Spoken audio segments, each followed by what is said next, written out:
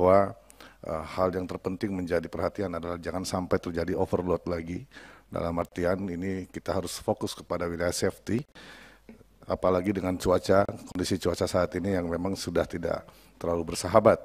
Selain itu untuk udara juga kita tahu bahwa banyak penerbangan-penerbangan yang sebelumnya cenderung tidak aktif, sekarang mulai diaktifkan kembali. Dan kemudian tentu keselamatannya dalam artian SOP dalam pengaktifan kembali kendaraan tersebut seperti yang kami sampaikan kepada Dirjen Udara kemarin agar menjadi perhatian. Dan kemudian kesiapan daripada personil bandara udara. Di beberapa bandara-bandara besar itu terjadi pengurangan tenaga kerja karyawan yang sebelumnya, sehingga pada saat ini menghadapi lonjakan penumpang yang akhir-akhir ini sudah mulai meningkat, terdapat kelihatannya ada kewalahan dari pihak bandara yang khususnya dikelola oleh Angkasa Pura dalam hal pelayanan terhadap masyarakat kita. Dan yang terpenting lagi untuk udara juga Pak, menyangkut masalah kesehatan pilotnya sendiri. Saya pernah dengan Pak Menteri Basuki harus mendarat darurat di Parepare. Kita lihat ternyata pilotnya masih kurang sehat pada saat itu. Mudah-mudahan kejadian seperti ini nggak terulang lagi, terutama di wilayah-wilayah mudik Lebaran. Kemudian untuk di darat Pak, tentang kelaikan kendaraan tentunya bagaimana supaya bus-bus penumpang ini betul-betul laik berjalan, karena kita banyak melihat kejadian-kejadian remblong dan sebagainya. Mudah-mudahan itu juga menjadi perhatian serius dari Pak Dirjen Darat dan tentunya jam kerja supirnya Pak. Jangan sampai karena mengejar setoran bolak-balik dikejar sedapat mungkin. Kemudian untuk kereta api saya kira udah maksimal Pak, tinggal kesiapan pelayanan penumpang di stasiun. Untuk Pak Menteri PUPR, alhamdulillah Pak, jalan nasional kita di Sulawesi Selatan saya mengucapkan terima kasih dan mengapresiasi kepada Bapak sudah cukup maksimal, walaupun ada beberapa titik-titik tertentu yang mungkin dalam waktu dekat bisa ada pembenahan-pembenahan. Kemudian di pintu tol di Sulawesi Selatan ini kan tolnya kecil Pak, masih dikit tapi udah mulai terlihat penumpukan di wilayah pintu tol. Kemudian yang terutama jalan poros Maros Makassar Pak. Makassar Maros ini dalam kondisi normal saat ini saja kadang-kadang ditempuh 1 sampai 2 jam, apalagi di saat peak season, maksudnya dari pada saat berangkat kantor atau pulang kantor.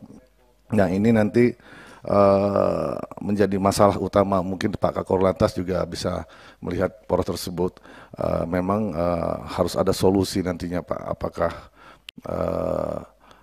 ada jalur alternatif. Kalau saat ini memang udah nggak ada jalur, satu-satunya jalur itu hanya poros Maros Makassar itu saja.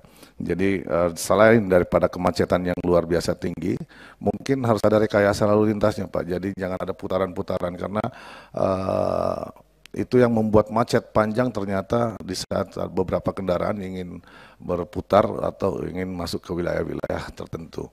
Jadi selain daripada itu banjirnya Pak, banjir di daerah Maros ini dan Pangkep dan Baru, Kabupaten Baru itu beberapa tahun terakhir ini berkali-kali terjadi banjir di saat hujannya cukup deras. Mungkin juga ada pengaruh dari pembangunan rel kereta apinya, mungkin Pak, ada juga Pak Menhub, mungkin ada yang terhalang, tidak teralirkan dari sisi darat ke sisi laut.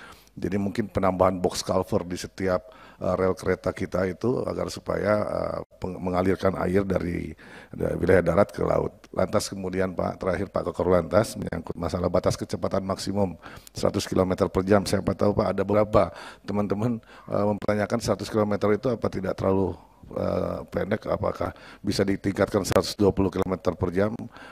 Kalau misalkan jalan tolnya mantap, tidak terlalu maksud saya cukup mulus dan agak lowong, mungkin bisa ditingkatkan jumlah kecepatannya.